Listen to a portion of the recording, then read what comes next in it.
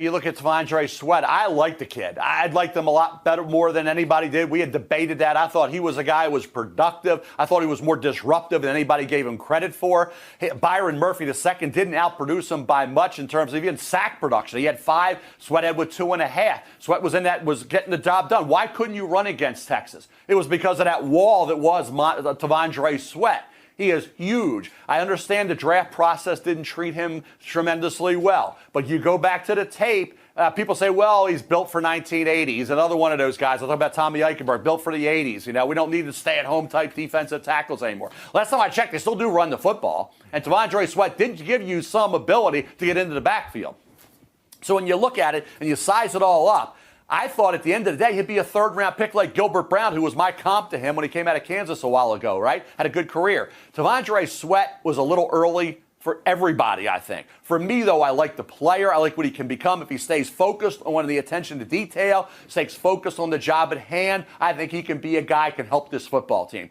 That was Mel Kiper Jr., as many people were crapping on the Titans for drafting T'Vondre Sweat with the 38th pick.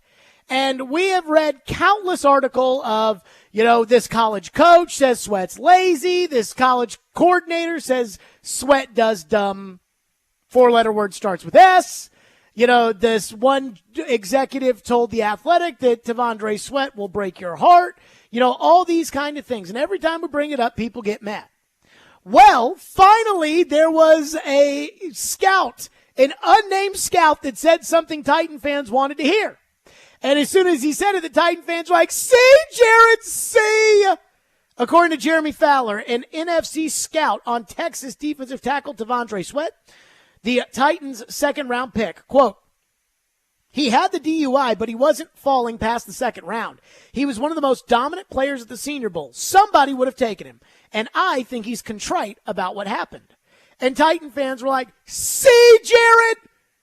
Now, I'm not going to do what the See Jared crowd does whenever somebody who's an unidentified source that says something they don't agree with does, which is, I don't believe Adam Rittenberg at ESPN sources actually say that about T'Vondre Sweat. I believe an NFC scout told Jeremy Fowler that he didn't think T'Vondre Sweat was getting out of the second round. I believe that.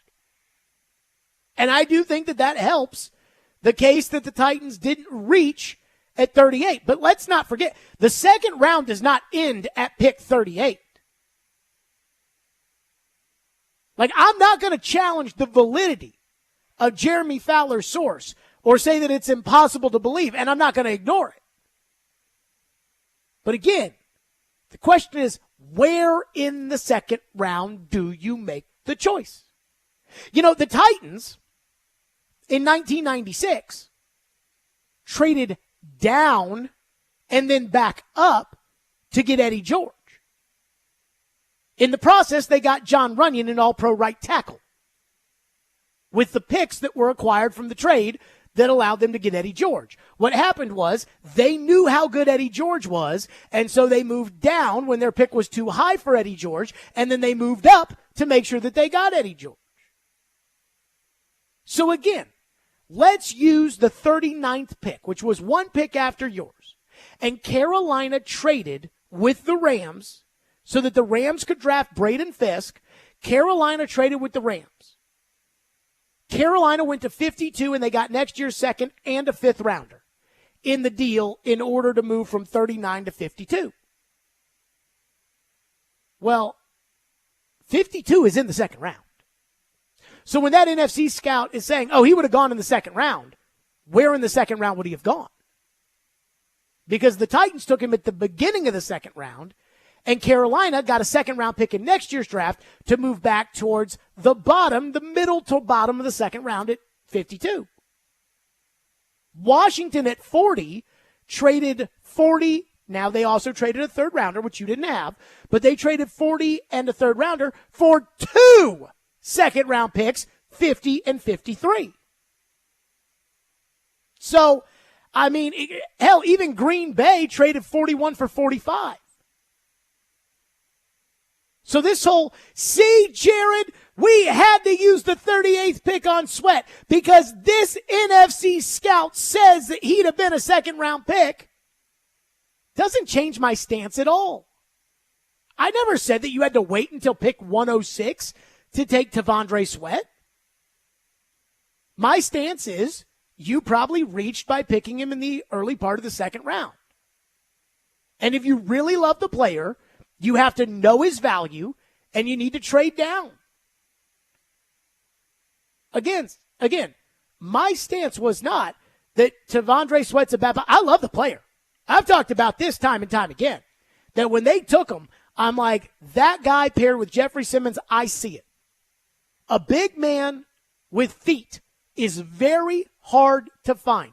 A big, fat guy with feet in the NFL is very difficult to find, and T'Vondre Sweat has it.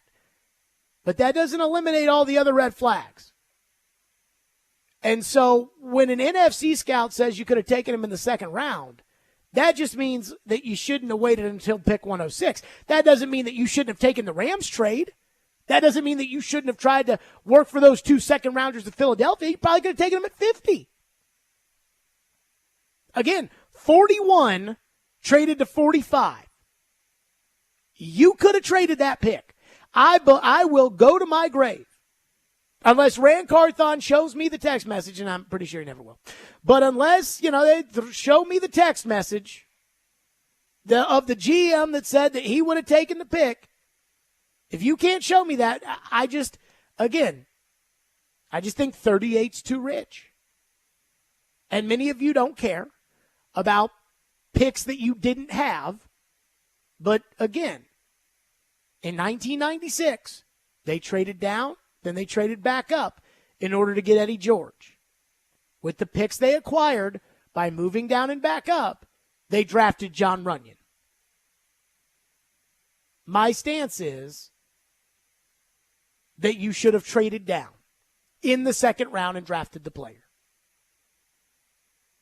Their stance is they couldn't have traded down to get the player, and I disagree. But then again, this isn't the first time I've disagreed, just like how I disagree with the idea of the Titans thinking they're going to be able to get by with Nicholas Petit-Frere at right tackle. Because they're going to go into training camp with Nicholas Petit-Frere at right tackle. And I disagree with that. Just like if Barry Trotz signs UC Soros to an extension like he said yesterday he wants to. I disagree. But again, I find it hilarious that anytime some unnamed source, this league executive, one NFC GM, this Big 12 defensive coordinator says something that you don't want to hear, it's always, I don't believe that. He's making it up. Whereas I believe an NFC scout believes T'Vondre Sweat should have been taken in the second round. And by the way, last time I checked, individual scouts don't make picks.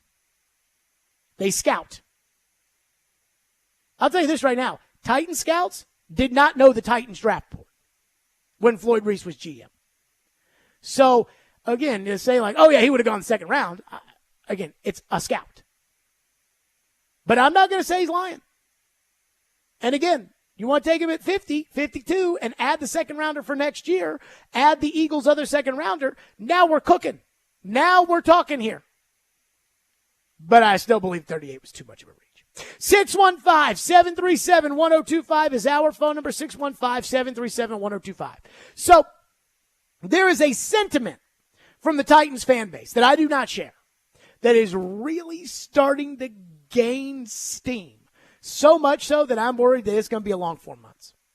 Just the vibe. And the fact that nobody outside of the Titans fan base has this vibe whatsoever at all. We'll do that next. Stillman and Company, 102.5, 106.3 The Game.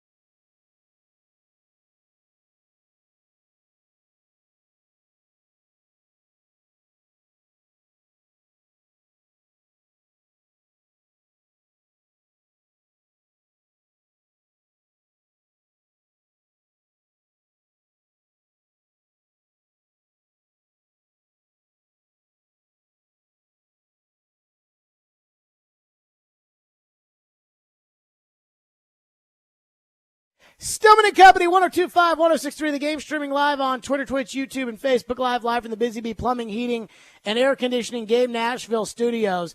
I do want to make everybody aware that the weather is starting to get a little bad.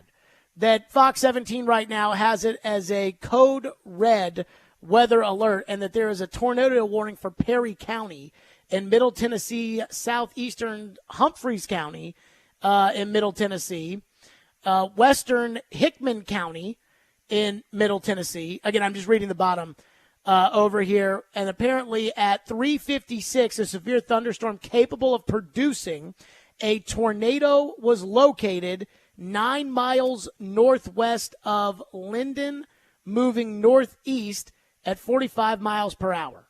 So whatever that means, you know, again, you heard the little update that we had right there, but it does look like the weather could be getting pretty bad.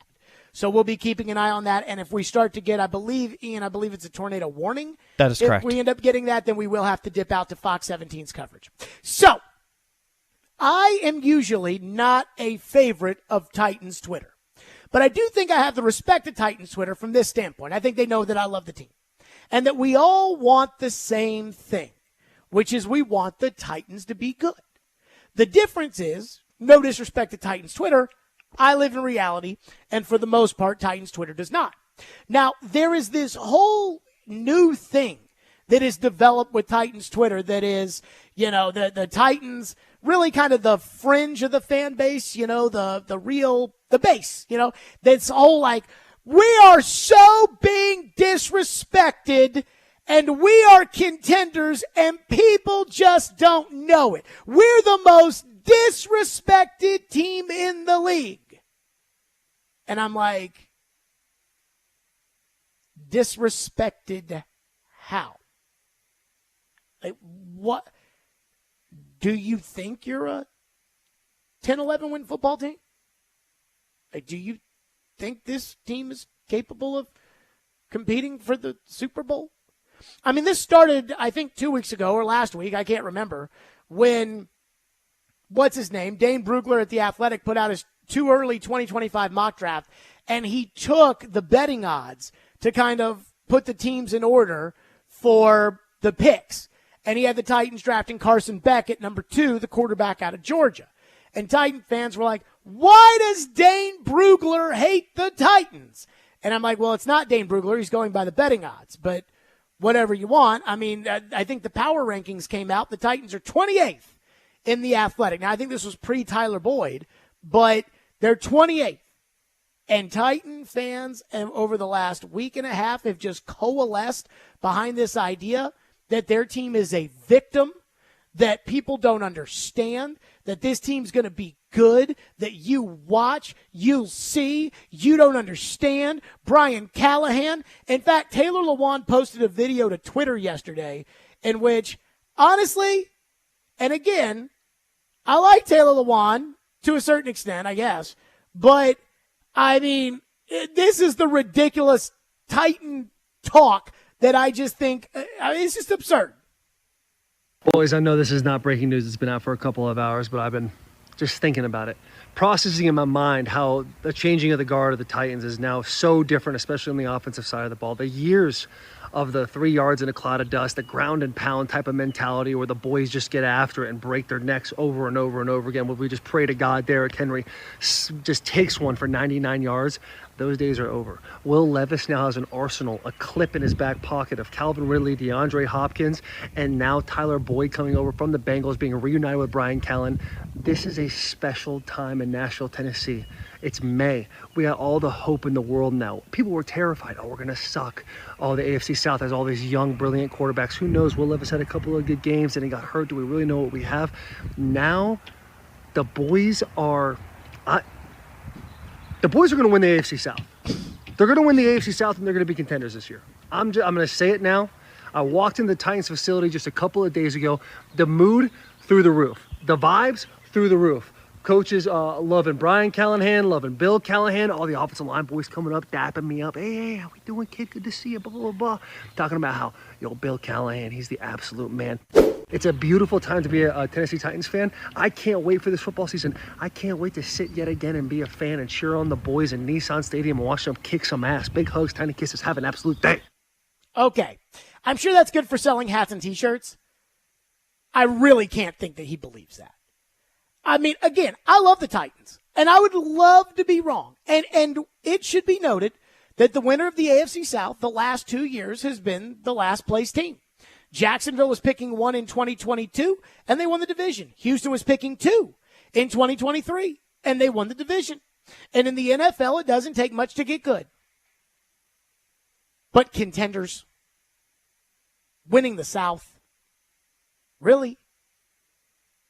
Like, again, it's like the national media usually craps on the Titans, and most people usually don't think much of the Titans. And so put the Titans, what they say is probably not completely accurate, but, it's over here. Then take the delusional fan base and put it over here. And they're on totally opposite sides of the spectrum. And the reality is normally right in the middle. We don't even know if Will Levis is good. We hope.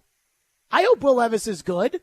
I don't want to spend I don't want to start on October 13th watching every college football game thinking to myself, how would Shedeur Sanders look on the Titans? I don't want to do that. I want Will Levis to be the guy. I want this to be, remember that draft night when Will Levis got totally crapped on and he's now Aaron Rodgers. But it's not like I believe that that's for sure going to happen. I am incredibly skeptical. Nobody liked Levis coming out. You didn't even like Levis coming out. You drafted a guard. And you, the delusional fan base, you all hated Levis. You made fun of the Colts when you thought the Colts were going to take Levis. And now it's like, we're all in, baby. Doesn't work like that. AFC South champions? I'm sorry. The Houston Texans just got 2 of your most impactful 5 players on defense last year. And we're just ignoring the fact that there are so many what-ifs, right? There's a what-if at quarterback. There's a what-if on the right side of the offensive line, specifically at right tackle, where they don't have a right tackle. There's a what-if on the green dot inside backer.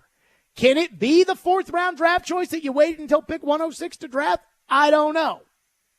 There's a what-if on L'Jarius Sneed's knees. There's a lot of what-if going around here. And last year, I thought the Titans were going to be contenders because I thought not all the things, positively were going to for sure happen. But I bought into just how the defense dominated the offense in practice. And I'm like, this is a legit defense. Autry and Simmons and Landry and Key is the perfect fit to that group.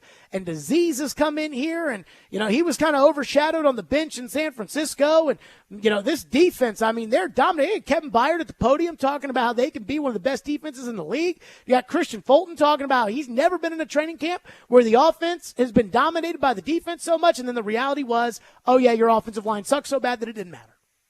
That's what happened. But, at least going into last year, there was some semblance of, okay, I know what I'm getting in Tannehill. I know what I'm getting in Henry. I know what I'm getting. And you still won 6 games.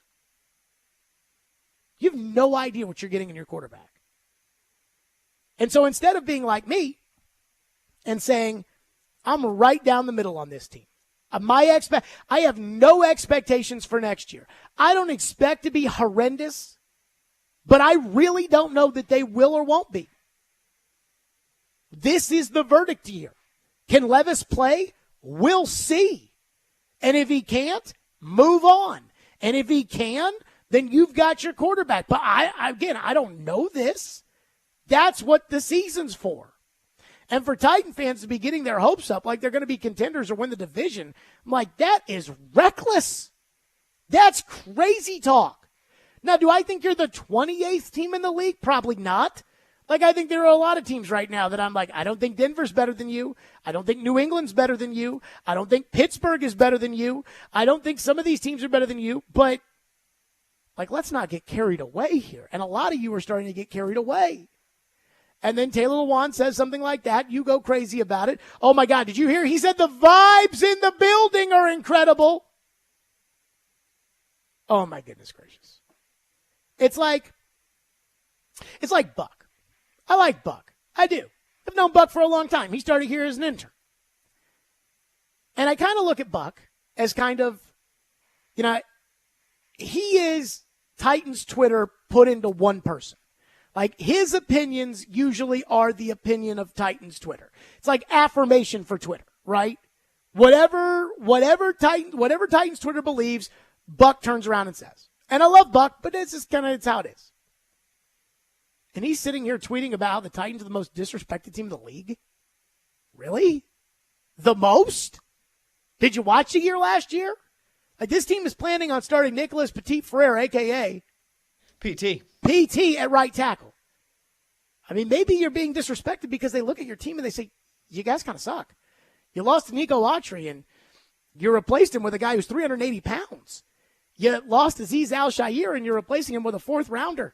And the Texans got both of those guys. You're the only team that wanted L'Jarius Sneed's knees. And last time I checked, a corner does not make you a contender. You got Calvin Ridley. You didn't get Randy Moss. But I don't think Titan fans want to hear this. So I think Titan fans are going to spend May, June, and July getting their hopes up. Then we'll see what happens in training camp in August. But again, with only 3 preseason games, the starters almost never play. So it's really hard to get a vibe on what the Titans are or they're not going to be. And then comes week 1, which is rumored to be against the Jets. That's what Twitter is saying. But again, Titans Twitter thinks they're going to win the AFC South. So let's not get carried away. You still don't have a right tackle. We don't know if you have a quarterback or not. That's what this year is about, by the way, not whether or not you're going to win the Super Bowl. Let's just call it how it is. And if you become the Texans, great. But does anybody, again, not on Twitter, but in real life, does anybody actually think that's going to happen? 615-737-1025. We'll get to your phones. And I guess, again, the YouTube chat, this is where we're going to have to go through all of this. And this is what the 2024 season is really about. Not what it should be about. I'm not going to tell you what you should care about. You care about whatever you care about. But this is what it's really, in my opinion, this is what it's really going to be about. We'll do that next here on Stillman and Company, 102.5, 106.3 The Game.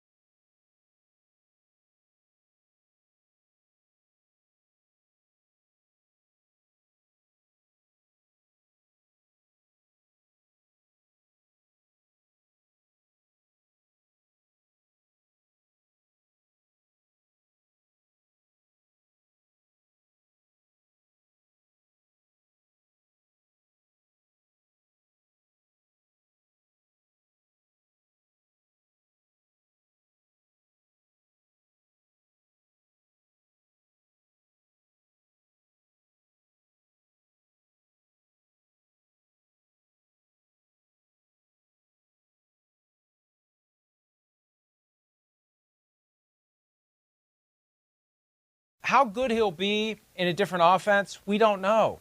Having Jamar Chase and T. Higgins and Joe Burrow can help a guy, maybe perform better than he would elsewhere. Last year in 17 games with 13 starts, 67 catches, 667 yards, and 2 touchdowns. Not phenomenal numbers. And there were periods of time where Chase was banged up a little bit. Yeah. But they didn't have Burrow either for a lot of the season. It's hard to tell. That's why you do the one-year deal. You go back to the table next year. You see what happens on the field this year. Yep. And, you hope to maybe have your ship come in financially earlier in 2025. That's what Tyler Boyd's trying to do. There you go. That was Florio saying, hey, 1-year deal for Tyler Boyd. He's trying to get back in the market. There you go. Not a bad strategy by him. I think Tyler Boyd's career, by the way, is going to be a bunch of 1-year deals kind of the rest of the way. I think he's kind of that kind of player now. But we'll see. We'll see. I like the move they made by getting Tyler Boyd. Now, here's what matters in 2024. Again, Taylor Lewan thinks they're going to win the division, and the YouTube chat is all like, oh, Jared, you're such an a-hole for saying that we're not competing this year and we're not. What matters in 2024 is whether or not Will Levis can play. That's the entire theme to the season. I've heard Andrew Brandt talk about this. He's been with ESPN and Sports Illustrated and the Monday Morning Quarterback, and he was in the front office in Green Bay when they made the switch from from Favre to Rodgers. And he said that 2008 year, I believe the Packers were 7-9, 6-10, something like that. And in that year, they walked out of it saying, well, we know Aaron Rodgers can play. That's what this year is. I think there's a chance Will Levis makes it. I think Levis has the work ethic. I think Levis is a good kid. I sat down with him at the Super Bowl, and my biggest takeaway from Levis was, I could tell he was wired so tightly. And I was like, this is a good kid. He's a good kid. I hope it works out for him. But I can't tell you right now that I think Will Levis is going to be a superstar quarterback or not. He's got the physical talent. Now, he gets hurt too much, but how much of that is the bad offensive lines he's had in front of him with the Titans and at Kentucky? That I couldn't tell you. This is the year that's going to tell you whether or not Will Levis can play. And I'll give you an example of 2 separate teams that went into this year saying we're going to decide whether or not our quarterback can play this year. The Green Bay Packers and the New England Patriots. The New England Patriots went into last year thinking, okay, we're going to figure out whether or not Mac Jones can play. They determined after this year, Mac Jones can't play. The Packers went into the year saying, okay, Aaron's gone. We're going to determine whether or not Jordan Love can play. The Packers went 9-7, or whatever it was, 9-8 or whatever. The Packers did not bring home the number 1 seed in the NFC. People feel like the Packers had an incredible season because they beat the ever-living crap out of the Cowboys and then went to the wire with the 49ers, but they had a so-so season. But midway through the year, Jordan Love became the guy. And so now the Green Bay Packers are operating under the impression that they've got the quarterback. This is your kind of season for Will Levis. That you come out of it on the other side of saying, well, we're the Commanders. We wanted to see what Sam Howell had. Go draft Jaden Daniels. In this case, go draft Carson Beck. Go draft Shedeur Sanders. Go draft whatever guy this year we don't even talk about much who pops, and go draft him. Or Levis is Jordan Love, and in a couple of years we're going to be talking about $55 million a year for Levis. But that's what this year's about. And I will give the Titans credit to an extent that I think they've done a decent job surrounding Levis with people that will allow him to show whether or not he's got it. Now, the right side of the offensive line, specifically, I hate to say it, right tackle, the right tackle position and the tight end position worries me because I think that they are both significantly below NFL starting standards with PT and Chig. That being said, I do think now they've got him a real center instead of baby butt Aaron Brewer. I do think that J.C. Latham, I don't know if he'll make it or not, but He is a top prospect, and he'll be on the offensive line. Same with Skoronski. They've got two reliable receivers in Boyd and Hopkins, and a guy who's a deep threat and can really run in Calvin Ridley. And they've got two running backs, one who's a better runner than he is a receiver, and that's Pollard, and then the guy who is a better receiver than he is a runner, but can do both, and that's Spears. Like, they've got some tools around him now, and if one guy goes down, it's not the end of the world. Now, if that one guy is Cushenberry, then maybe it is. But I think that, again, we're going to figure out this year whether or not Levis can play. It reminds me of that 2019 season where the Titans went into it after Mariota had gotten hurt at the end of the 2018 season, and it was like, okay, now we're going to see whether or not Marcus can play. And by week 6, we knew he could not, and it was time to move on. That's this season. But the idea of like, oh yeah, we're competing for the Super Bowl. Whoa now. To me, I think that's a little too much. Somebody says in the YouTube chat, us fans are a bit delusional. 10 and 11 win season coming in, boys. I'm like, yeah, 10-11 wins with no right tackle. Another YouTube chatter says, it's official. I would like to trade Jared to the Cleveland Browns organization. That'd be great, but I have a no movement clause. Also says, the national media always slights us. This ain't new, but it's crazy that Jared has joined the national media pundits, and once you're on the wrong side, stay on that side. Jared is hoping that we're so terrible that Rand gets fired. Ian, do you think I'm actually rooting for the Titans to lose? No, I don't think so. I don't want that.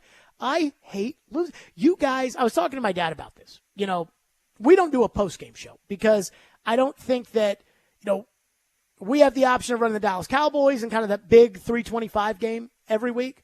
And I think people in their cars, you know, like to know, you know, the other game. But again, that's a programming decision. It's above my head. But I don't do a post-game show. And I do think that people would tune in to a post-game show if I did it. The problem is that I want people to tune in on Mondays at 2 o'clock to hear my reaction to the Titans game, and you blow that if we have a post-game show. But again, the reason I bring this up is because the reason that draft show exists, or the reason that, you know, our draft show is so popular, is because you are literally living in live time with me my feelings of the Titans game. You can't make those meltdowns up. Like, I wanted Brock Bowers, and I think you'd be in such a better place if you had Brock Bowers. So when you say, like, oh, Jared hopes we lose, does that sound like somebody losing his mind when Joe Alt goes with the 5th pick to the Chargers? Does that sound like somebody who's hoping that team loses? And you know the answer to that. I mean, it's unbelievable. One chatter says, so it's reckless for fans to think their team will be good or being fanatical about their team. No wonder you're not married, says the texter. I think I'm not married because I've made that choice right now, but thank you for making that the reason why my football feelings there. Somebody says, seems like I remember Jared being delusional last year regarding the Titans' win-loss record. Let me just say this. I truly believe that last year with Tannehill and Henry, I believed all the things that the narrative, you know, Andre Dillard, he, you know, just didn't get a fair crack in Philly, but he can play left tackle. I believed it. I bought into it. I mean, the national media was kind of right about the Titans last year. National media was right. We were kind of, you know, wondering if they saw what we saw, and I guess we saw it differently, and they were more right, I suppose. I think the national media's view on the Titans, though, last year was just that Tannehill sucked. And that I don't think Tannehill was the problem last year. I think it was the lack of protection for Tannehill. And that's why Tannehill kept getting hurt. And then that's why Levis got hurt and then got hurt again. But, again, the record-ish, I mean, I think they're onto something there. All right, Fitz is set to join us next. 615-737-1025. If you want to call in, I guess, again, our text line is just freaking haywire. So we've got the YouTube chat, so there's that. Here on Stillman and Company, let's talk about Twice Daily. I love Twice Daily. That's right. Twice Daily has your cravings, and you can save on every single visit. So stop in and get rewarded every time you go to Twice Daily. I actually went to a Twice Daily yesterday, and I got rewarded. All you need to do is join the Twice Daily Rewards program to unlock special discounts, savings, enter the sweepstakes, and so much more.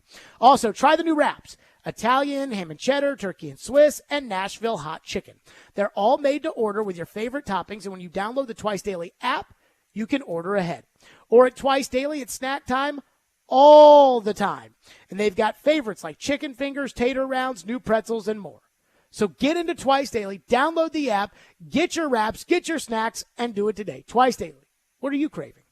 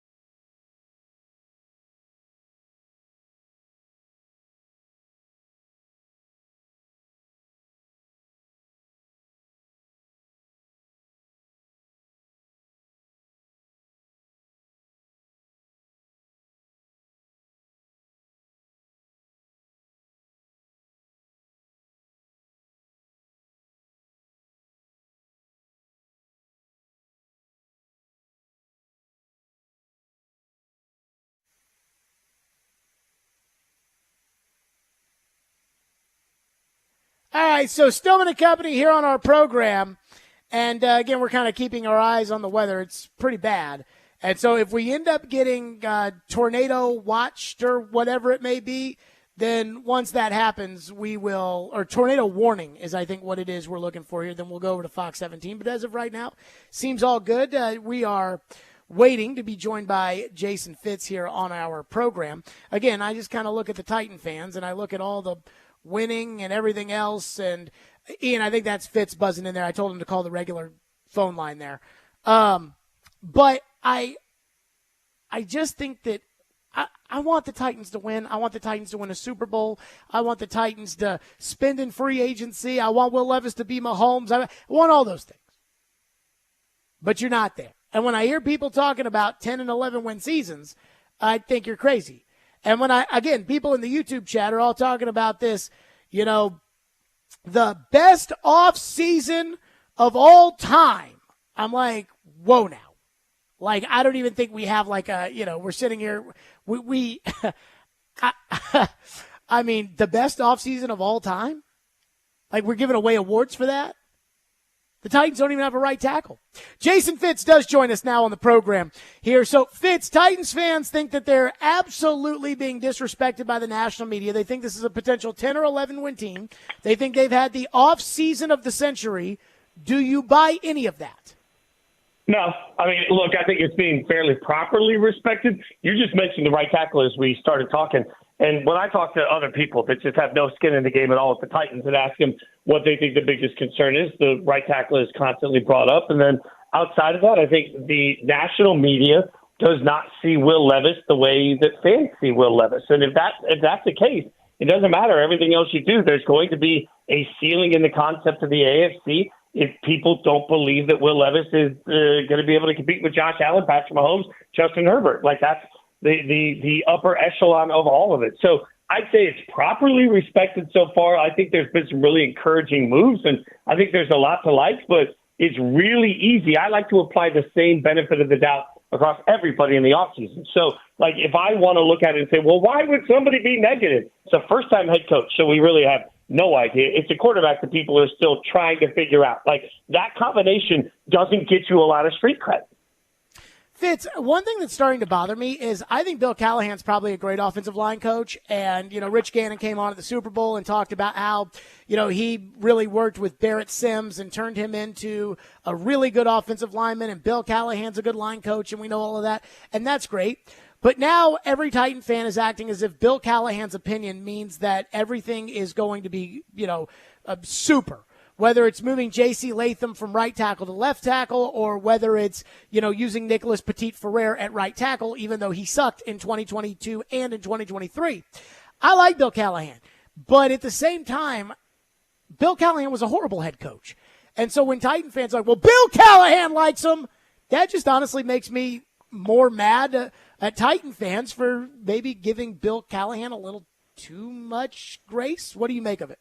Well, look, I think there's a happy medium when it comes to Callahan on the concept of, like, look, if he says J.C. Latham is this guy, then he deserves benefit of the doubt. He's an absolute legend. And that's what we said covering it live for Yahoo when it happened. It's like, look, I trust Bill Callahan. That being said, we also have to understand that teams don't just work in this way where suddenly the position coach is sitting there saying, hey, these are all Hall of Famers. There is a risk versus reward and a cost analysis on everything. So there's a very reasonable portion here where you look at it and say, hey, Callahan's like, yeah, I can figure that out. We can work the best we can with what we've got there. But let's get Latham, and also acknowledge that it was going to take probably more than 1 year to address the entire offensive line anyway. Like, if the right side of the line is bad this year, does that mean Bill Callahan stinks? No. It just means that you can only, in a brilliant offseason, you can only hope to make a handful of really meaningful additions that will actually change your team. So I think that changing over an entire offensive line, if you hit the life lottery, if you have the best GM in history, with the best head coach in history, with the best position line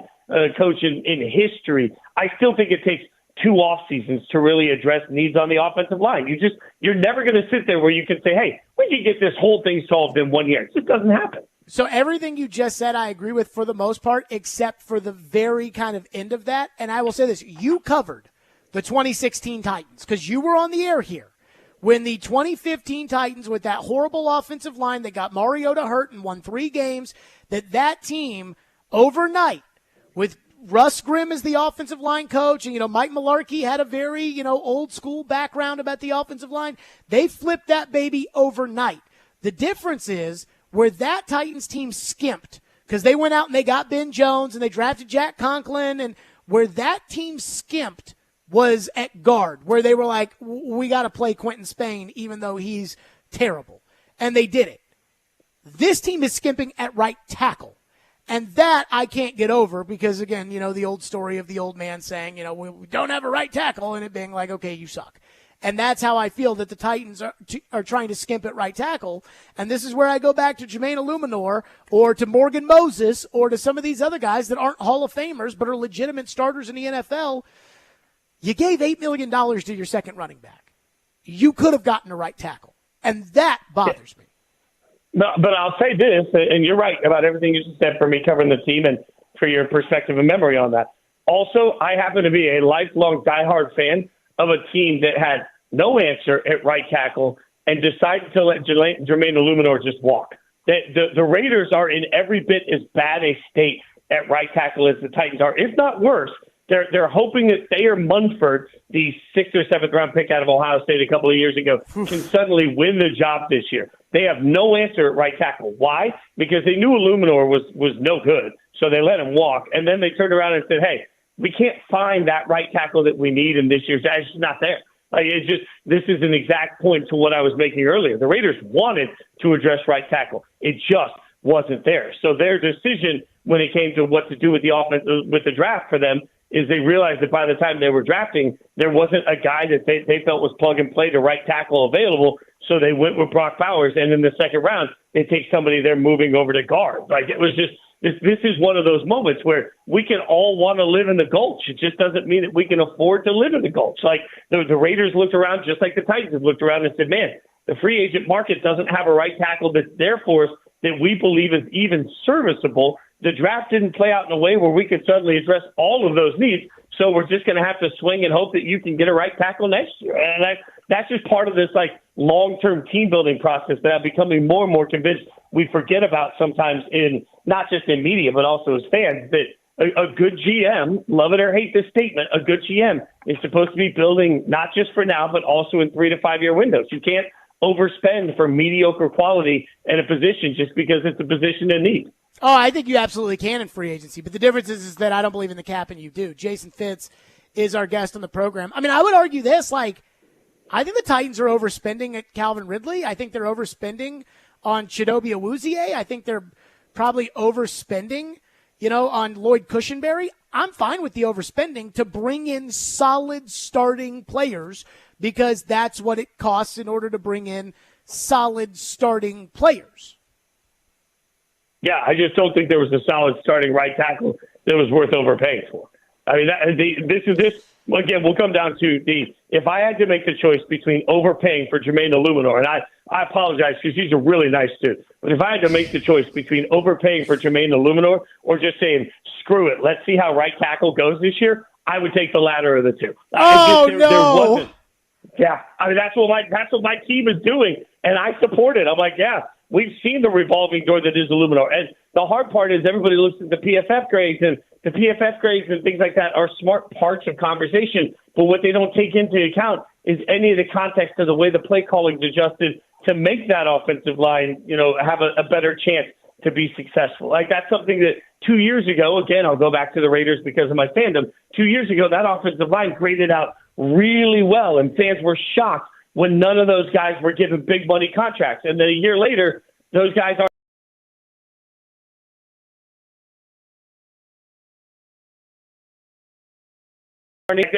flat out smoke and mirrors. Jason Fitz is with us on the program. What did you think of the Tyler Boyd signing yesterday? Look, I think that's a smart signing. Right now, if you wait this long in free agency and you go out to get yourself somebody that has had some impact, right? There's so little risk in getting impact. There's such a good move to get yourself the depth at wide receiver. I talked to one person with the team a couple of days ago that told me if his favorite team could have 6 wide receivers, he wouldn't care. You just can't have enough depth at that position. And I think the ultimate part of this, and you've heard me say this to you for years, if you've got a young guy that you think might be the answer at quarterback, then get him every weapon you physically can to get a real answer on it. And if he's not, cut bait right away. But at least give yourself the chance to really see. I think it's a smart depth signing that, hey, if he can return to the form he had for 1 year, then that's going to be amazing for everybody. If not, he's still a solid part of a wide receiver room that I think right now is better than it gets. But you want to talk about disrespect, and I think the Titans wide receiver room should get more love than it's getting right now. Speaking of that, Jason Fitz is with us. Speaking of that, what do you make of this idea with Tyler Boyd, Chidobe Awuzie, L'Jarius Sneed, albeit there are injury concerns there, but Tony Pollard, Lloyd Cushenberry, you name it. The Titan fans believe that this is the greatest offseason in the history of off-seasons. One, how do you judge that? And two, do you believe that? I think it's been a solid offseason, but I don't think it's some miraculous, oh my God moment. Like there's so much trust that the Titans are seeing something that other teams aren't seeing, right? Like, and that's just the way it's going to be. But I would ask Titans fans, for the players that you mentioned, if all of them, same exact group, was suddenly added to Indianapolis, suddenly added to Jacksonville, would anybody be saying it's the greatest of all time? I think health is a concern for a lot of these players, part of the reason they're there. But also, even like look at Pollard, who I think is a really good running back. I really like the Pollard signing. But who do you think's more excited right now? Titans fans for Pollard or Ravens fans for Derrick Henry? We all understand the whys and the hows of it, but it's what we do in the offseason. We turn around and we try to make these things into Super Bowls. I think the Titans did something important. They made themselves better. Right now, I don't know what the Vegas over-under is on Titan wins for this season. I think it's 5.5. I would take the over, but do they feel like they feel like they're going to be middling between 7 and 8 wins this year, and that feels like that's a step forward. Like it's a 7-8 win team that takes a big step forward. All of a sudden, you feel like you got the answer with Will Levis, hopefully, and then you start drafting for that next year, and you can make a big run out at that. I think this is part of a 2-year reimagining of who the Titans are. Jason Fitz, as always, on our program, Yahoo Sports, Fox Sports Radio. Fitz, you in town right now? Briefly, very briefly. Stay safe in this weather today. We have. Thanks, I appreciate it. You too, brother. Yep, Jason Fitz is always on our program right there. We'll get to some of your phones on this, 615-737-1025, and your YouTube chats. And again, the weather's bad today, so we're going to be keeping our eyes on that. Stillman and Company, 1025, 1063 The Game.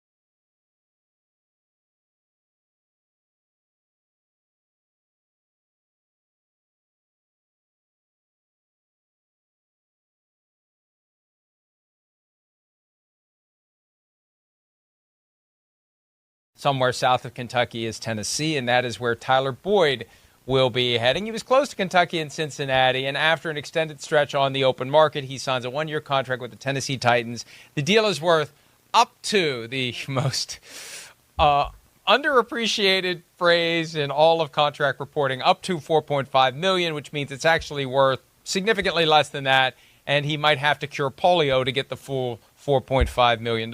So he gets the reunion with Brian Callahan, now the coach of the Titans. There's familiarity there.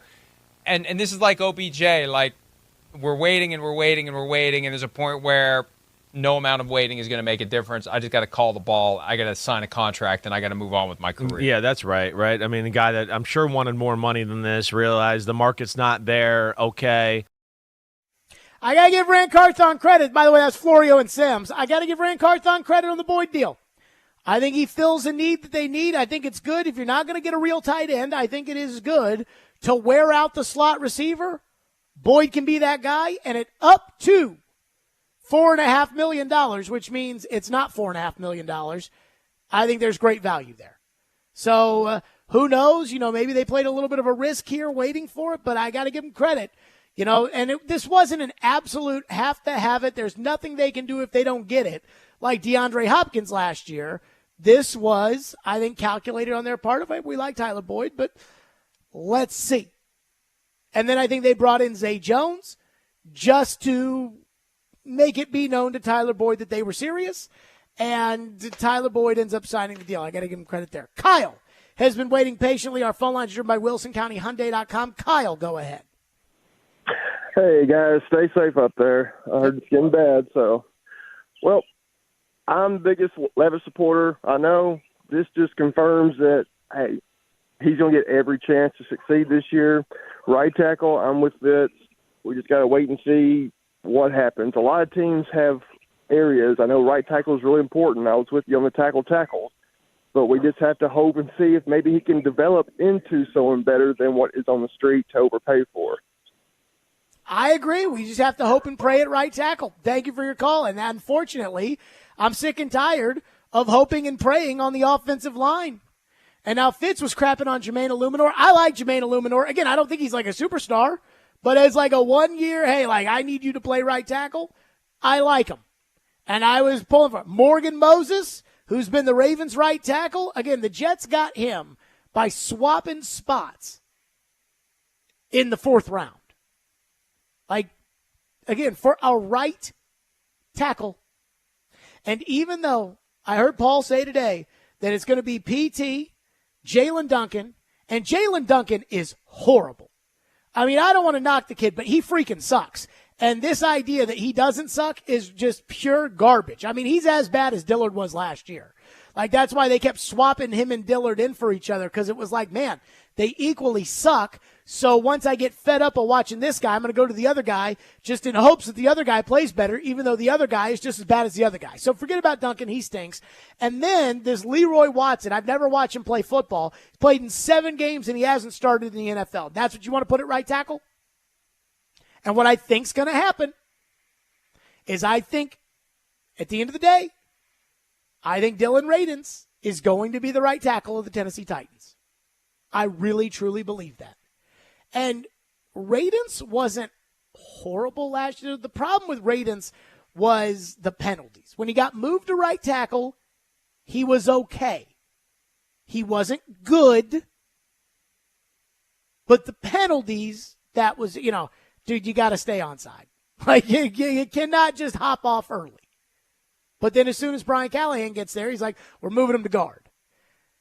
And so that makes me nervous that by the time they realize that PT stinks and they realize that the other guys aren't any good, by that point, it'll have been too late. I do wonder if the Leroy Watson trade, because, again, he comes from Cleveland, if Bill Callahan, they told him, hey, man, we're going to give you J.C. Latham, but then you're going to have to make chicken salad on the other side. And he's like, all right, if I'm going to have to make chicken salad, give me the guy I had in Cleveland. Because I think, worst case scenario, if I had to, it's like driving your car on Dr. Pepper. Like, if I had to,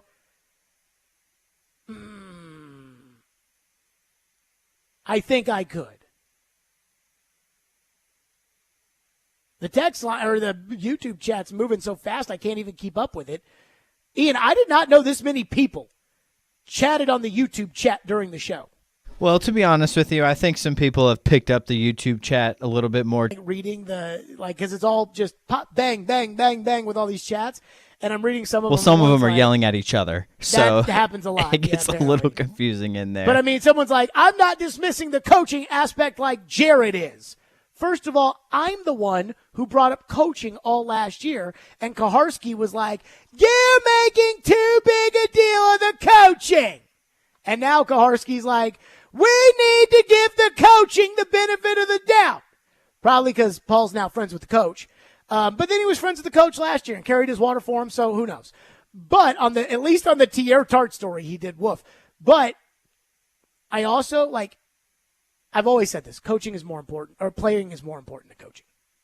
That's why that whole Senior Bowl thing, when you guys were like, Ram doesn't need to be at the Senior Bowl. He doesn't need to be around these players. He's busy getting a staff together. I'm like, well, the players are more important than the coaches. And there will be different coaches next year, but these players you'll have for 4 years. And then they drafted everybody from the Senior Bowl, and I'm like, well, I guess you have to trust Anthony Robinson and Chad Brinker. And, but again, that's how the Titans are doing business nowadays, so it's different. But as much as I think Bill Callahan's probably a good line coach, I think PT sucks. And I just don't think he's got the dog inside of him. I don't think he's a particularly smart player. And I can't get over that gambling thing because that's bad. That's not a good thing when that happens. 615-737-1025 is the call number, I guess. The text line's been down all day. We do have the YouTube chat. Jared versus Joe. We will do that next. Stillman and Company, 102.5, 106.3 The Game.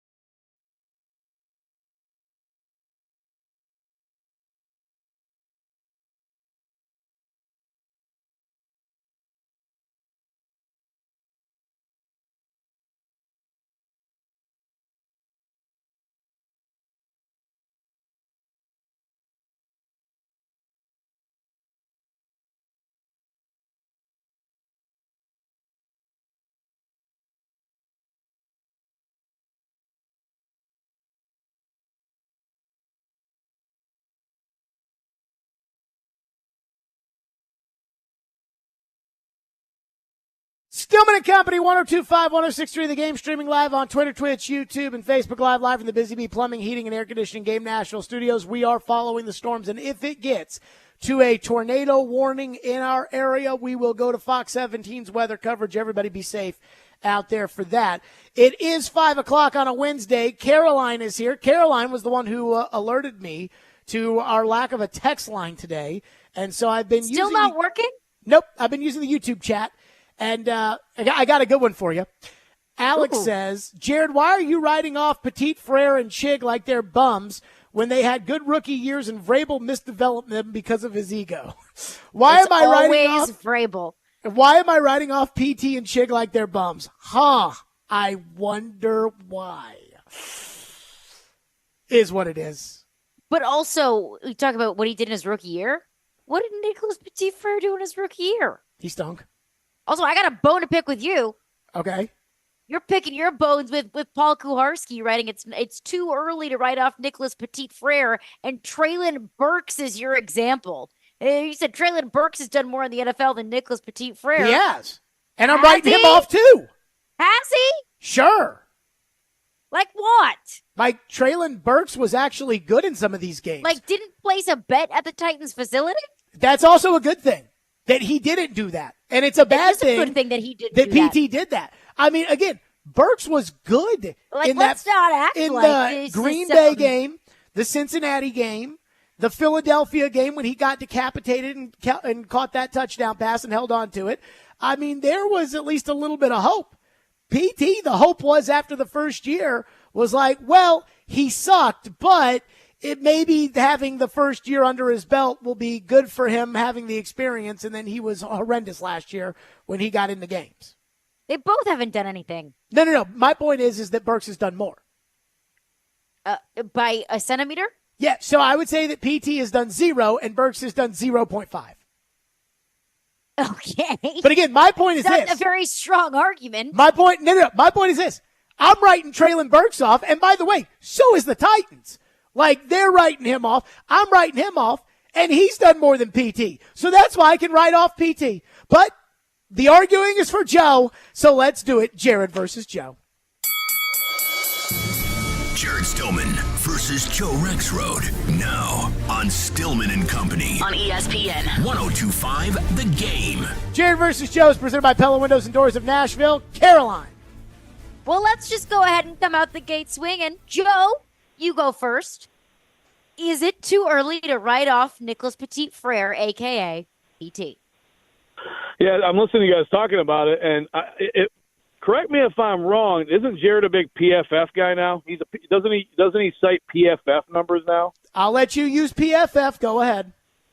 Well, no, I mean that's true, right? Because I've heard you cite that when it suits you, but then of course you never mention the PFF grades for Aaron Brewer last year, which I mean according to them, man, he wasn't too bad. So I guess you're probably using them selectively. If you are using them at all, then I would think you might want to look back at Nicholas Petit Frere's rookie year and see he had some pretty good grades in some of those weeks. I didn't. F grade of 52.3.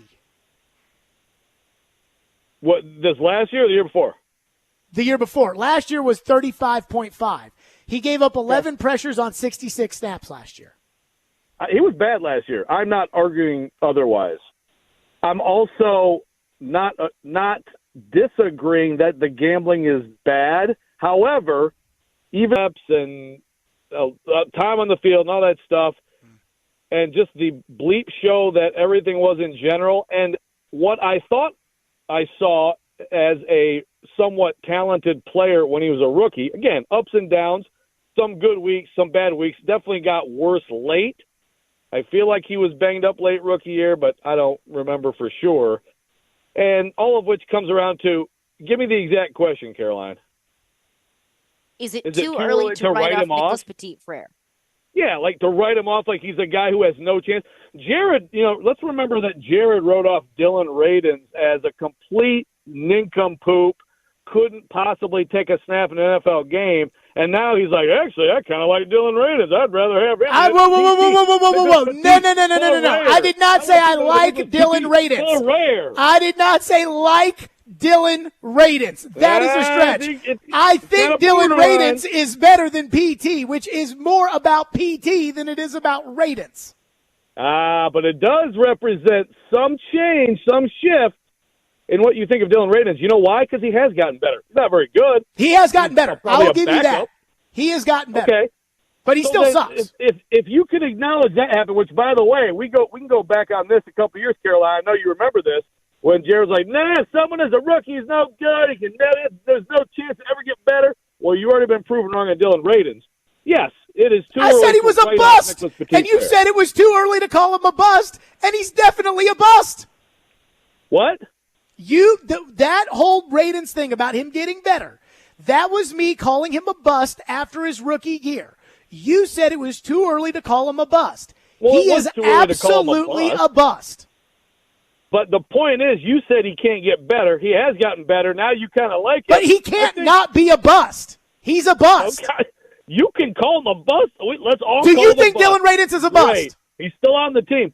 Do I think Dylan Radins is a bust as a second-round pick who was supposed to be a starter? Yes. Yes! That was the point back then. Okay, but the point that I'm making is that he has improved. And you are saying right off Petit Frere, no way he could improve. Again, why does anyone give a crap that Bill Callahan's here if we don't think there's any chance he could help a guy like Nicholas Petit Frere? Because I think Bill Callahan can help good players get better. I think he can help average players be good. I don't think Bill Callahan can make bad players good, and that's what you're banking on here. No, I mean let's follow the same logic. Okay, he can make good players great. He can make average players good. If you consider Nicholas Petit Frere a bad player, and I would agree that last year he was, he can't make a bad player average, because if he makes him average, then that's at least passable this year. So I'm not saying it's too early to write off Petit Frere as a guy who's going to make a bunch of Pro Bowls. Is it too early to write him off as a guy who has any chance at all of playing reasonably productive football? Yes, it's too early. Ridiculous. I mean, talk it through, Jared. I go back to Joe. You just decided to take – you have a take, and then you're just going to stick to it. I mean, again, you're saying have a take. I didn't think going into last year that Radins was going to be a better option at right tackle than Nicholas Petit Frere, but he was because PT sucked so bad. So learn from that situation. I did. I learned that PT sucks. That's why I don't want him out there. Everybody sucks. He sucks. This guy sucks. He does suck. He sucks. Duncan sucks. Everybody sucks. And I don't even know this Leroy Watson. He probably sucks too. He sucks. Let me ask you this. Does Jalen Duncan suck? Does Jalen Duncan suck? Dude, I don't sit here and say, this guy sucks like I'm Does he suck? Okay? Yes or no? I'm not a freaking 9-year-old at a football game pointing my finger at football players saying they suck. Caroline, Jalen Duncan played about like I would expect. What was he, a 6th-round pick? He was. Okay. He played about like I would expect for a 6th-round pick as a rookie. He plays the way that they described him on draft day. Why does Jalen Duncan come into this? Just because he's battling it out at that spot, and he's terrible. About everybody? He's terrible, and he's battling it out. Well, nobody's battling anything out. It's freaking not even rookie minicamp yet. Well, Paul said on your show, and Paul's in with the coach now, and Paul said on your show I thought he only had Vrabel as a source. Oh, no, he was talking today about his buddies with Brian Callahan. Oh, okay. Hey, that PT article didn't come from anywhere. Hey, prepare everybody for the fact that we're actually going to do this and play PT at right tackle. He said PT is going to be battling it out with Jalen Duncan and with Leroy Watson. And all I know about Leroy Watson is he's played 7 career games in the NFL and he's never started one. So maybe he's Anthony Munoz. I don't know. But you just laid out another reason why I'm right that it's too early to write off Nicholas Petit Frere, because you better freaking hope he's good. You better freaking hope he can play a lick. I mean, I can hope and pray. You know what they say? Hope in one hand, poop in the other. See which one fills up faster. And do they say that? No one's ever said that. I've literally never heard that in my life. The movie Bad Santa? No, they didn't use the word poop, but the movie Bad Santa, that Santa tells Thurman that. It's You guys are probably too good for Bad Santa, though. My dad, I'm going to throw him under the bus here. My dad took me to see Bad Santa when I was in the 8th grade, and the woman at the Bellevue 12, which is now, I think, a gun range, she said to my dad, like, are you sure you want him to see this movie? And my dad was like, yeah, it's fine. And that's how he got the fine, upstanding citizen that I am today. It finally paid off today. Finally paid off today with a reference no one else gets. Awesome. Again, I think everybody gets when I say wish in one hand, poop in the other, see which one fills up faster. But I stand by that. I am fine with the hoping and praying that Brian Callahan is better than Mike Vrabel. I am okay with the hoping and praying that this coaching staff, they're going to develop guys better than the last coaching staff. I'm fine with the hoping and praying that L'Jarius Sneed's knees won't be a problem. I'm fine with the hoping and praying that all of Calvin Ridley's issues are behind him. What I'm not okay with hoping and praying for is the idea that guys that I think are terrible are going to not be terrible in the future. I mean, Nicholas Petit-Frere is terrible, and he was terrible as a rookie, and there was a little bit of a hope that, well, he was terrible, but maybe he's got a year under his belt, and he'll be okay. And then he went out and did the stupidest thing you could do and gets suspended to start the season. Then he gets out there. He's horrible. He gives up 11 pressures on 66 pass snaps last year, and then he gets hurt because T.J. Watt goes right past him on the edge, and it tears his arm out from under him because he can't move. And I'm supposed to hope and pray that this guy's going to hold up? Look, it would have been better for them to address it. This is one of the areas they didn't address that they should have. But the question that Caroline asked, is it too early to write him off? Yes, you're exaggerating just across the board, terrible as a rookie, and he's the best option they have. I guess it's too early to write Caleb Farley off, too. I guess it's too early to write. I mean, but the good thing is you're terrible at evaluating players, so that's the best hope you have, is how bad you are at evaluating players. Oh, that's a good one, Joe. By the way, Chad Withrow says that expression has been around a lot longer than Bad Santa. He said, I heard that since I was a kid. It's a common expression. Maybe it's a Southern thing. I don't know. Caroline, what's next? How much better are the Titans today than before the offseason? Jared, you go first. Oof. So they were a 6-win team last year. And I'm going to say they're probably like a 7 or an 8-win team now. They brought in a lot better players, but I can't look at the Titans and say that's a 9-10 competing for the playoffs caliber team, right? I can't say that. But I think they have better players than they had last year. So I will say that they are 1 to 2 wins better. We do have to remember that even though he's older, Derrick Henry is a really good player, and he's not on this team anymore. And Danico Autry was a really good player, and he's not on this team anymore. So I would think they're probably 1 or 2 wins better. Yeah, if we're doing it in wins, I'd probably be around the same range. It's just hard. Yeah, it's obviously hard to answer because Will Levis is still the biggest variable. I think Tavondre Sweat is a massive variable, and I guess massive can be used, as a double entendre there. But I think he's a big, to me, key.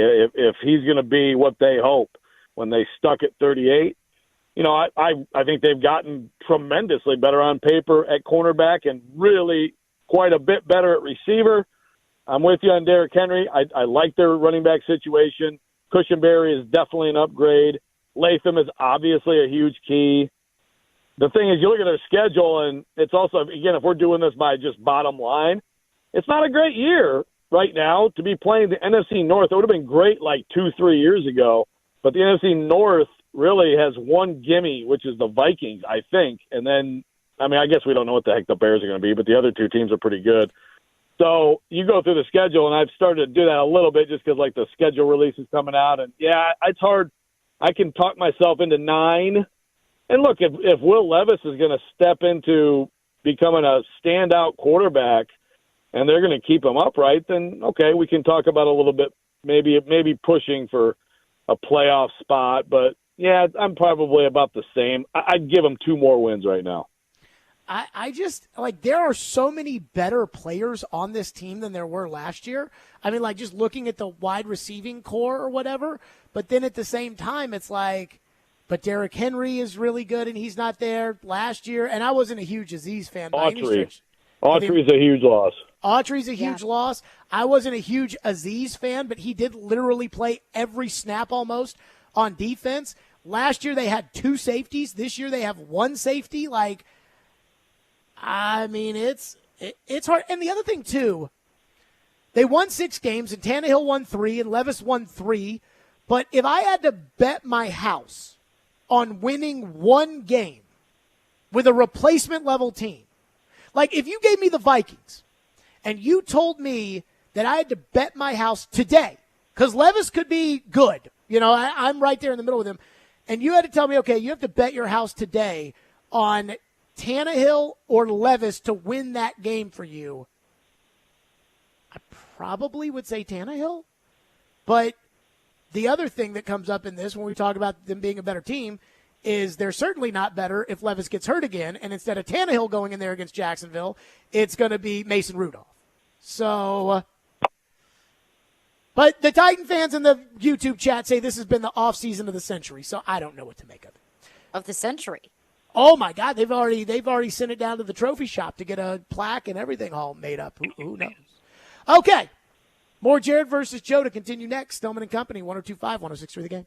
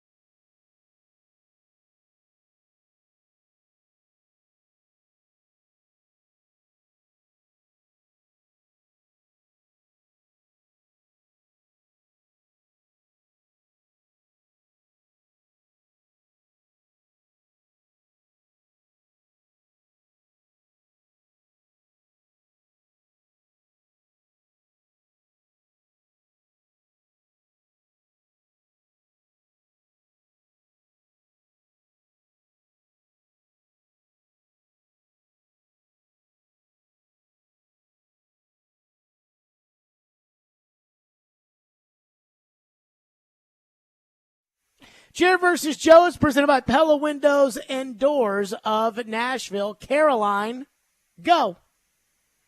All right, Joe, you are the general manager of the Nashville Predators. What is your approach to the goaltending position this offseason? My approach is to try to move UC Saros, not give him a big contract, and probably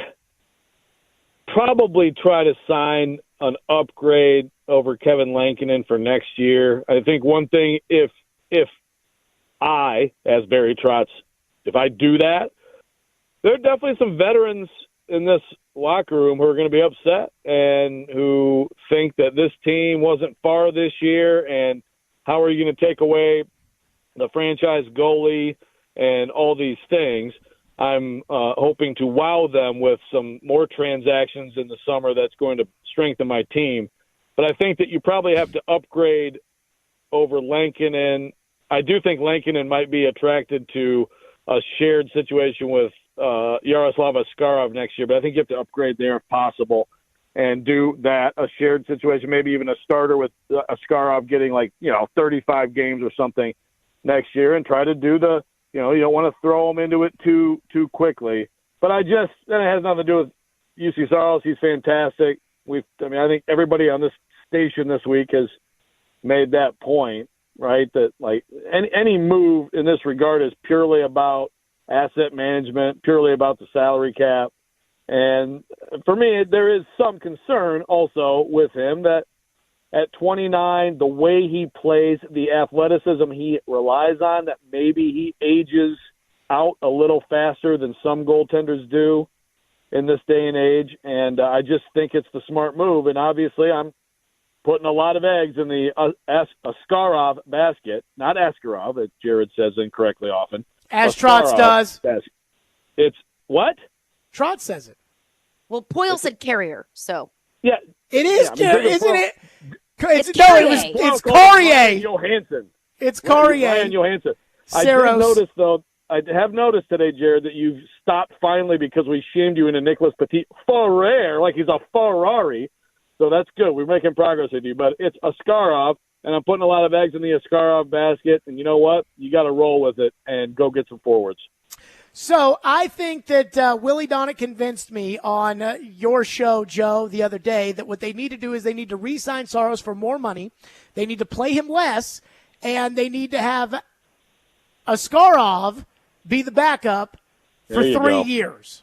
I'm kidding. Yeah. That was an all-timer of a freaking take by Willie, by the way. Let me say this. Saros got to go. He's got to go.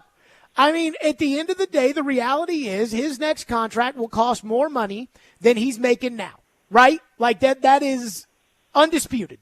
That he's making $5 now, and we're looking at probably anywhere between $7.25 and probably $8.25 for Saros on a new deal. Well, I'd rather take that $7.25 to $8.25, and I'd rather go spend that on, say, Sam Reinhart this offseason, or another forward that can put the puck in the net.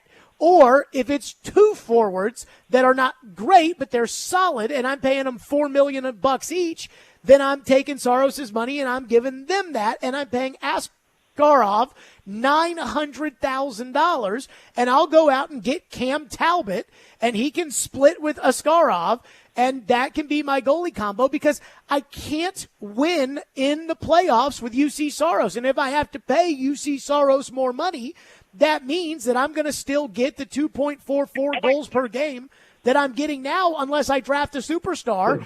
And so to me, it's simple. He's got to go.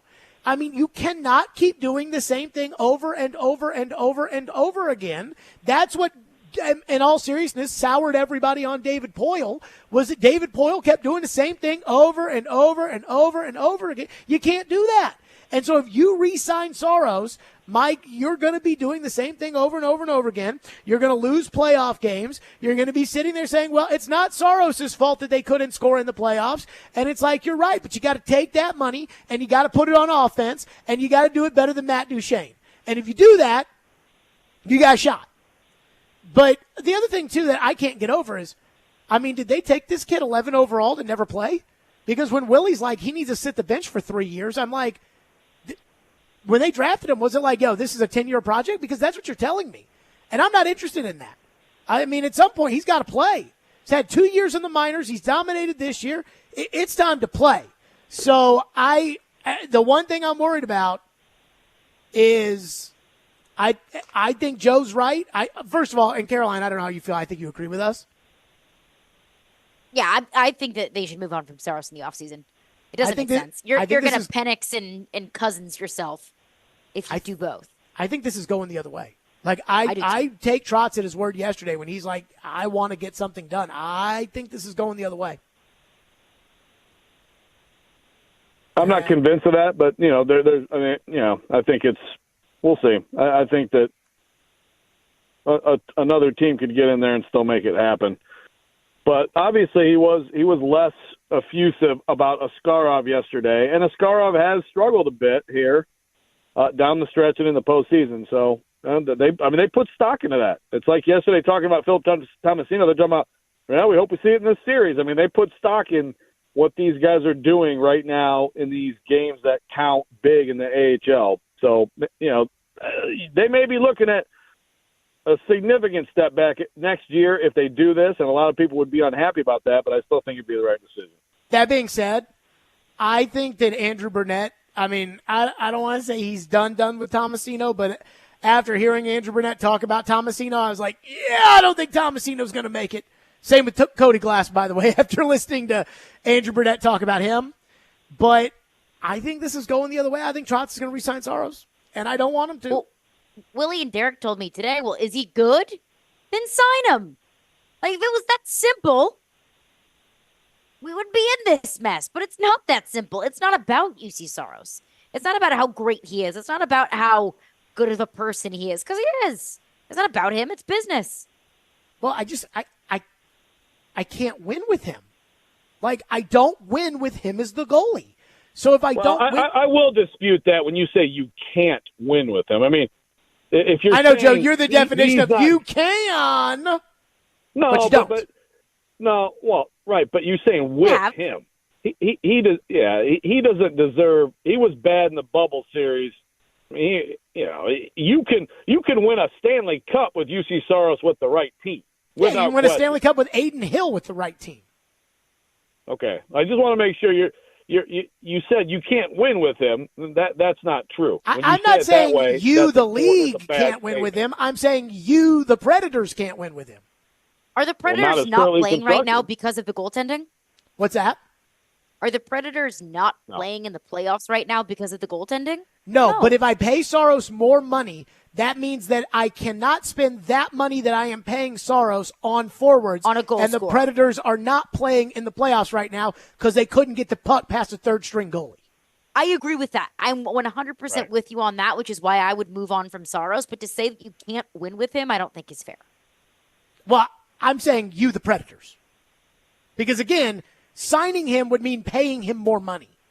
And then that takes away from the money that you can spend on a forward. Or the way you would, in theory, still be able to win with him is Joakim Kemmel comes up. He's amazing. Zach LaRoe comes up. You have all these guys who are on entry-level deals who become difference makers. I mean, that's that. Other than that, then you're going to be exactly what you just said. You're not going to have enough. So I think for every prospect that we get excited about, for every 5, we'll be lucky if 2 pop.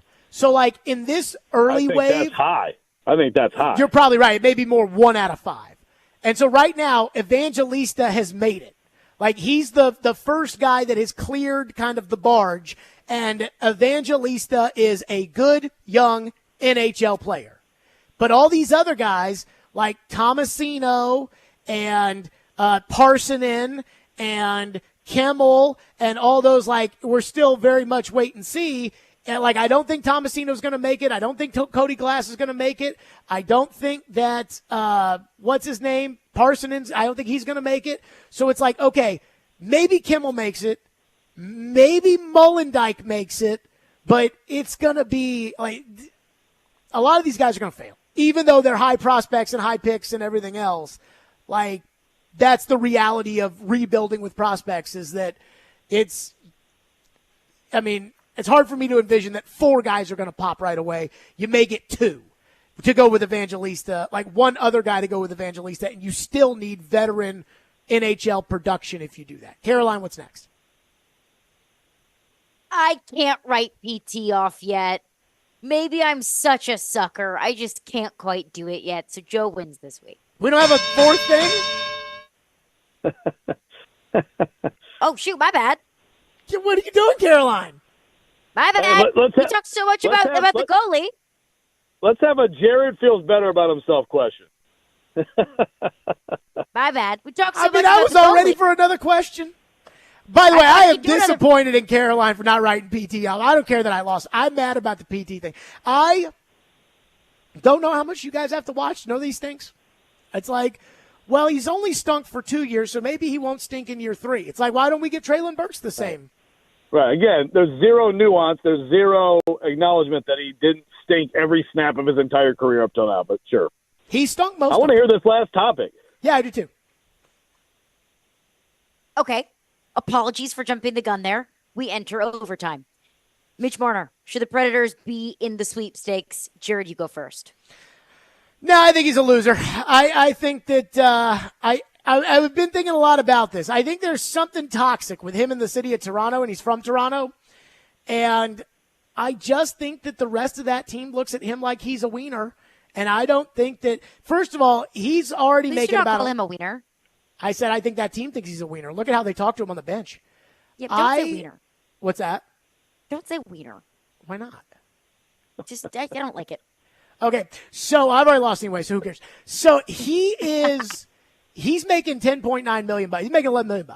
He's got a no move, and you're going to have to give him like 11 or 11.5 over 8 if you trade for him. I don't know, man.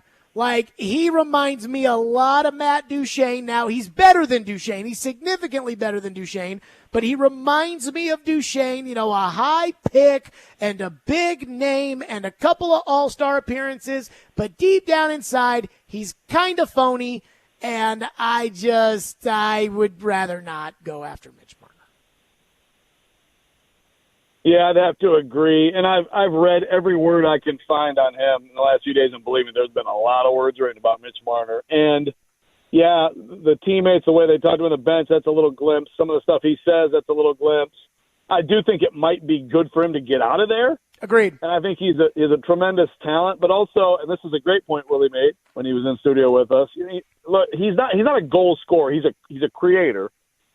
He's not a volume goal scorer, and boy, does it help to be a creator when you got a 70-goal scorer on your line with you, you know. And again, you give Marner some of that credit, but Austin Matthews is just a ridiculous goal scorer.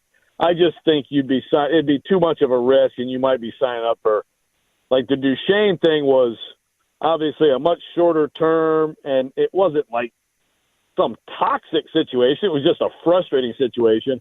With Marner, it might be worse, and it would be longer, and it would be more expensive. I don't know, man. I think they hated Duchene pretty bad there. I mean, they fired him. Well, Barry Trotz wasn't even there, so I think but Barry got reports. I think management disliked Matt Duchene more than the players in the room did. In fact, I feel very good about saying that. I can agree with completely. But there was still frustration for sure. Don't get me wrong. I mean, if you could tell me that this was like a 4-year deal and he wasn't going to have a no move and it was $8 million instead of 11.5, we could talk, but it's not going to be. So I can't do it. Okay, Jared versus Joe is presented by Pella Windows and Doors of Nashville. Thank you, too, for your service. Everybody stay safe out there. We'll keep you updated on all of that. Coming up next, a lot of people think that I hate Rand Carthon and I love Barry Trotz. And yet, within the last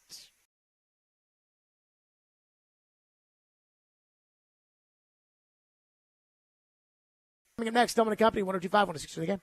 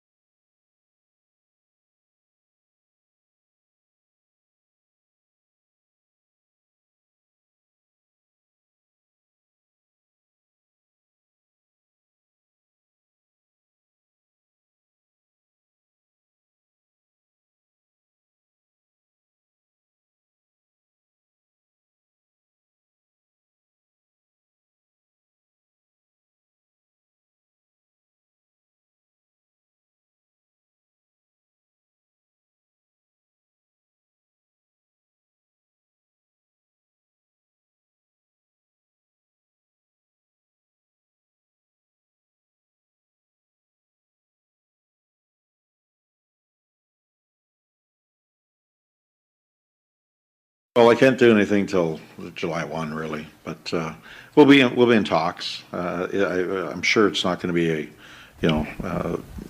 definitely a July 1 announcement. Probably, I think it's going to be a process with his representatives. But I do know this that Juice wants to be here, and he's been a big part of it, and I'd like him to be here. So we're going to work hard at getting something done with him. No. That was Barry Trotz yesterday talking about wanting to re-sign UC Saros. Now, a lot of people on the YouTube chat, since our text line's down, a lot of people on the YouTube chat think that Trotz was just saying that. Joe it sounded like he thought that Trotz was just saying that. I don't like it. Now, look, Trotz may just be saying it. I think Trotz is a straight shooter. I think Trotz values Saros more than I do. Like thinking that, we need UC Saros and we need to add around UC Saros. Which takes me to the last 35 hours or so. A lot of vocal voices to this text line, to this to my Twitter, to the YouTube chat, whatever, think that Jared Stillman, I hate Rand Carthon, and I like Barry Trotz. Now, let me say this. I approve of the job that Barry Trotz has done. Rand Carthon, we have a little bit more work to do there.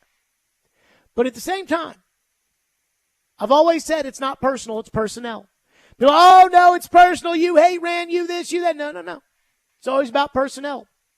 I love the move the Titans made, signing Tyler Boyd for up to $4.5 million.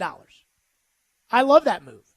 Considering I don't think they have a reliable tight end, having a reliable slot receiver that the young quarterback can wear out, I think is going to be huge. And again, they're paying him almost no money. And he's a good player. He's not a great player, but he's a good player. He's solid. This was a good move. It's a really good move. And I have no negative thought about the Titans bringing in Tyler Boyd. UC Saros, I don't think they can win with him by paying him more money, which is what they would have to do to extend him. So in the last 35 hours, I like what Rand Carthon's done. I hate what Barry Trotz said. But see, that goes against what a lot of you guys think. A lot of you guys think that, I'll say whatever about Rand Carthon could cure cancer and Jared Stillman would still throw him under the bus. Not today. That's a good signing. And I get it all the time when I say good things about Barry Trotz. Again, a guy who I think it looks like he's got this organization headed in the right direction, which I think that they exceeded expectations in year one. I think the coach that he hired is a very good coach. I think the coach that he fired was not a very good coach, and I think that everybody inside that building had convinced themselves that he was a good coach, and so I think it took real chutzpah from Barry Trotz to be able to make that move, and I liked it, and I liked the firing of Matt Duchene, and I liked the getting rid of Ryan Johansson, and I like a lot of those things. But the Saros thing I'm not on board with, if that's the route they end up going. That's just how I feel. And with Rand Carthon, I thought last year's offseason was abysmal. Dillard sucked, paying Aaron Brewer double the amount that they needed to pay him, waiting until the very end to figure out receiver, drafting a guard with the 11th overall pick. I hated all of it. I'm still skeptical about L'Jarius Sneed's knees. I hate Mason Rudolph as the backup quarterback. I've got my issues. But again, that's each individual move that we discuss. Because as I've always said, it's personnel. It's not personal. So again, you guys may be shocked to hear this, but 35 hours ago, or over the last 35 hours, I've liked what Rand did, and I'm skeptical of Barry Trotz. 615-737-1025 is our phone number. There may be an opportunity on the horizon for this program that I think we need to discuss as a group. So we'll touch on that coming up next. Let's talk about the Tennessee Men's Clinic. Men, You've put this off for way too long. It's time to get it done and move forward with your sex life, and the Tennessee Men's Clinic is the leader in bedroom confidence. The reality is pills often quit working, and guys start making excuses for why they're not coming to bed. Did you know that studies show that men will be more irritable and argumentative before bed just to avoid failing at intimacy? And yes, I know many of you hate going to the doctor, but the Tennessee Men's Clinic, and again, I think the Tennessee Men's Clinic is great. The Tennessee Men's Clinic is for guys just like you who think they're out of luck. For a decade, the urologists and the providers of the Tennessee Men's Clinic have helped guys with ED and weight loss, and they now even offer aesthetic enhancements and cosmetic procedures. Their ED and weight loss treatments truly change lives with no surgery, and they are seeing success rates as high as 90%. They specialize in seeing guys who think they're out of luck. So, guys, it's time to feel amazing and hit your goals. Stop thinking and get in there. Call 615-208-9090. That's 615-208-9090, or go to TennesseeMen'sClinic.com to book an appointment today. That's TennesseeMen'sClinic.com.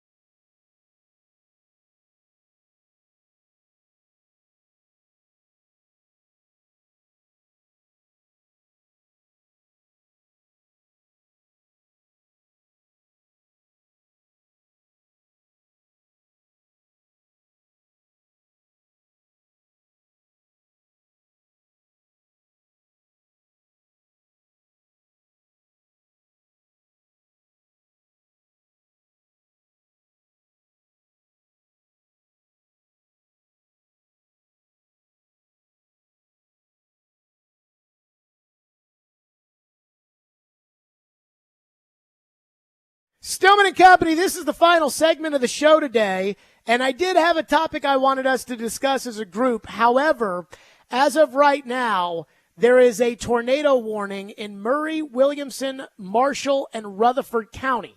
So one thing that we value here, and according to what I'm looking at right now, because I'm just on Twitter, and Leland at News Channel 5 said that there's a tornado warning in place until 6:15. Let's go live to Fox 17's weather coverage. It's going to do it for us. Fox 17's weather coverage will get you through the tornado warning, and that'll do it next. We'll see you all tomorrow at 2.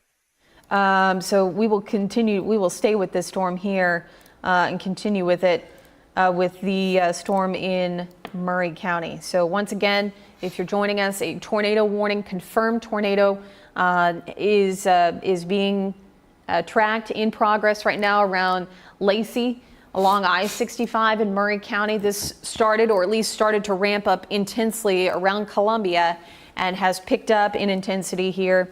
And we're still showing very intense, even debris signature that's being picked up here. So what this debris signature means is that a tornado has done damage and has lofted debris into the air and is doing so right now. And that's that little blue dot that you see there. So the radar is scanning at all times and picking up rain droplets, how big the rain droplets are, hailstones.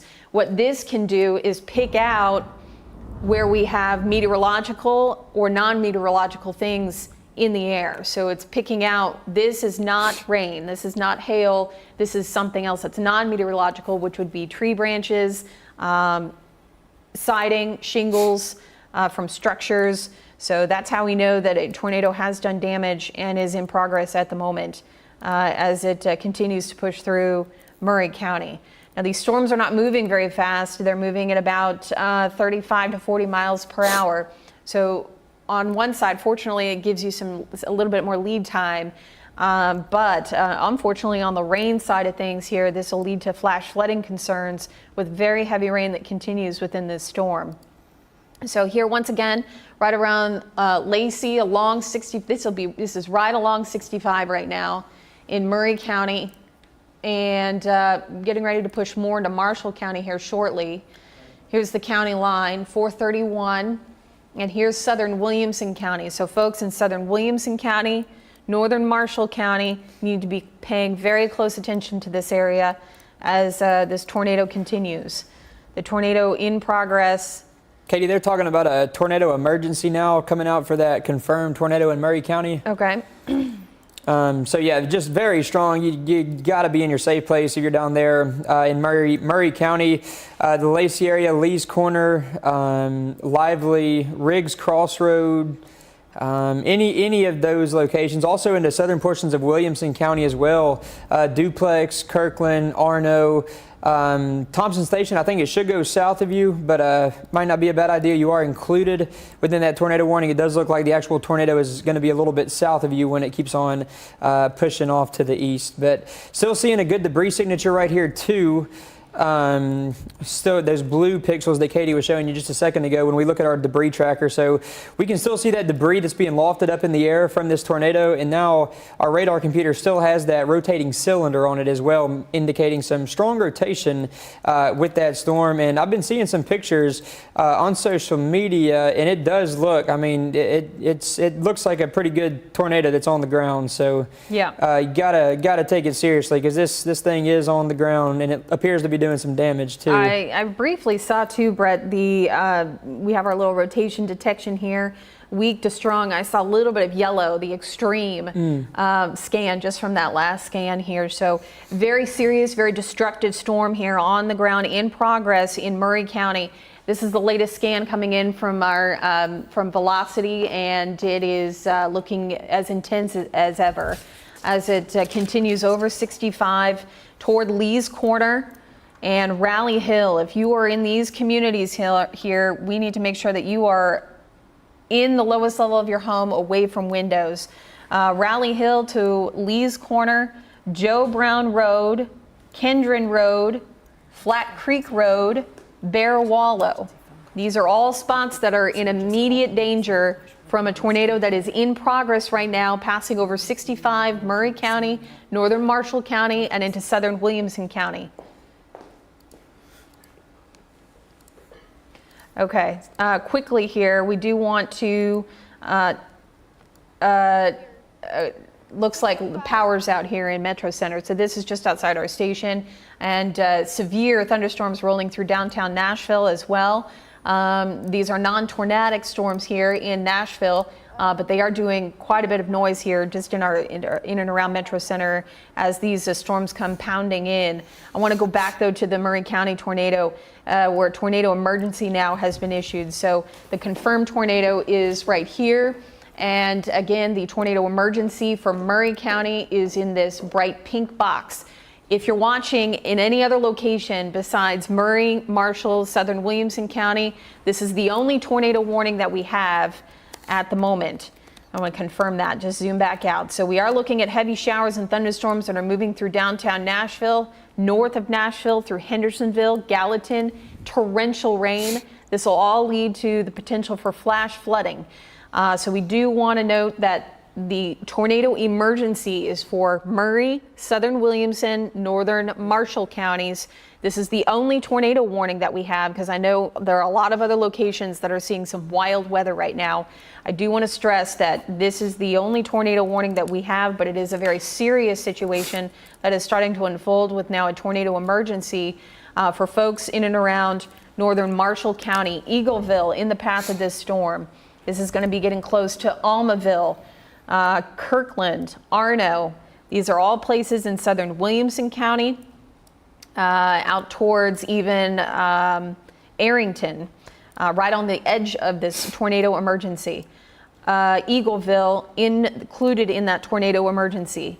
So let me track this another time here just to give you a couple more times, maybe a couple more communities here. Eagleville in the next 20 minutes, where this extremely damaging storm is getting ready to push through here.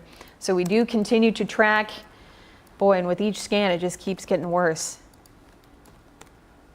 We do continue to track a very serious storm now that has wrapped up just east of Columbia, formed likely, if it was not already in progress.